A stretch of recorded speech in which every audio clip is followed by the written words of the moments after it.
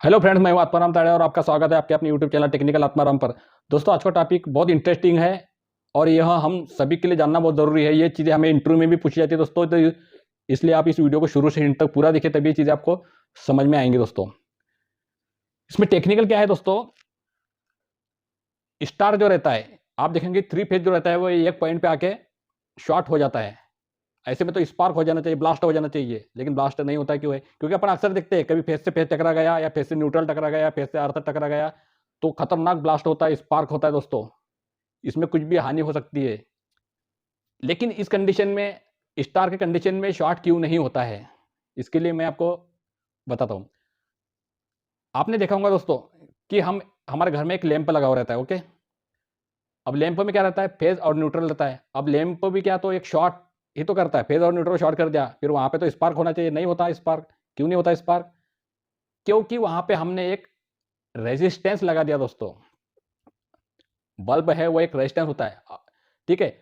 तो रेजिस्टेंस लगाने से क्या होता है कि हमारा जो भी वोल्टेज रहता है या जो भी एनर्जी रहती है वो क्या होती है, उसमें रेजिस्टेंस में लॉस हो जाती है, हीट फॉर्म में आ जाती है वो, ठीक है दोस्तों।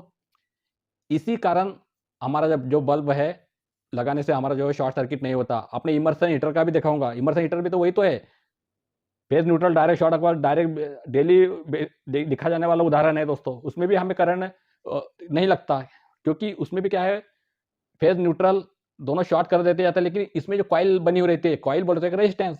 ओके, तो रेजिस्टेंस में क्या है कि वो हीट फॉर्म में जो है हमारा जो है एनर्जी उसमें लॉस हो जाती है, कुल मिला के वो जीरो पोटेंशियल पे आ जाता है, इसलिए हमें करंट नहीं लगता है।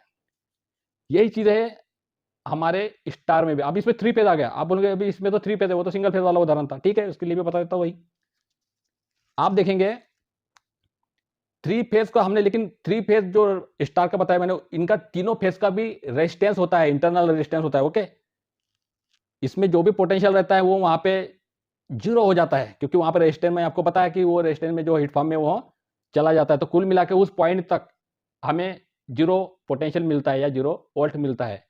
और अगर हम इसके बाद न्यूट्रल भी लगा दें तो न्यूट्रल में भी जीरो वोल्ट आ जाता है दोस्तों।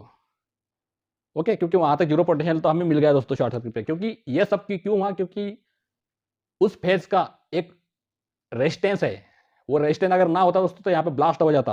ओके दोस्तों, तो इसलिए हम ट्रांसफार्मर की जो वाइंडिंग होती है उसका भी रेजिस्टेंस रहता है दोस्तों। ओके, और हम उस पर न्यूट्रल पे लगा लेते हैं तो उसमें जीरो वोल्ट आता है दोस्तों, ठीक है।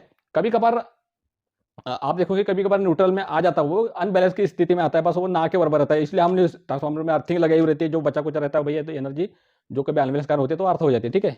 तो खैर हमें उस ट्रांसफार्मर के ऊपर तो नहीं जाना है, खैर उसके लिए भी मैंने एक वीडियो बनाया, आपको आई बटन में मिल जाएगा। तो दोस्तों, स्टार में भी ये चीज़ है कि इसमें भी हमें जो जीरो पोटेंशियल पे होने कारण हमें इसमें भी शॉर्ट सर्किट नहीं होता है। तो ये चीज़ है दोस्तों। और थ्री फेज में अभी मैंने आपको उदाहरण तो ये बता दिया, थ्री फेज में और एक उदाहरण मैं बता दूं, क्योंकि थ्री फेज में क्या होता है उसकी अगर आप वेव देखिए, आप इसको या तो करंट वेव बोलो या वोल्टेज वेव बोलो, ठीक है। इसमें आप देखेंगे तो तीनों फेज कभी भी एट ए टाइम, मान लो आर फेज कभी पॉजिटिव है तो वाई कभी नेगेटिव चला जाता है, तो तीसरा बी कभी या तो उस लेवल पे नहीं रहता, कभी वो जीरो पे रहता है तो कभी उसके आसपास रहता है। तो कुल मिला के वो फेज कभी भी साथ साथ में नहीं आते हैं, इसी कारण उसमें क्या है, शॉर्ट सर्किट होने के चांसेस बहुत कम हो जाते हैं दोस्तों, ठीक है। और मैंने आपको अभी उदाहरण के तौर पे बताया कि जो बच्चा कुछ है वो इंटरनल रेजिस्टेंस के कारण जो है वो एनर्जी है वो हीट फॉर्म में लॉस हो जाती है। कुल इसी कारण से हमें जो वोल्टेज मिलता है वो जीरो वोल्टेज मिलता है उस पॉइंट पे जहाँ पे भी शॉर्ट होता है, वहाँ पे शॉर्ट सर्किट नहीं होता है दोस्तों। आई होप ये वीडियो आप समझ गए होंगे। फिर भी आपका कोई कंफ्यूजन होता है तो आप मुझे कमेंट्स कर सकते हैं। और आप अगर मेरे चैनल पर फर्स्ट टाइम विजिट कर रहे हैं तो आप कृपया सब्सक्राइब जरूर कीजिएगा। आपका हर एक लाइक मुझे मोटिवेट करता है दोस्तों, इसलिए लाइक जरूर कीजिएगा दोस्तों। तब तक के लिए अपना ख्याल रखिए। धन्यवाद, थैंक यू।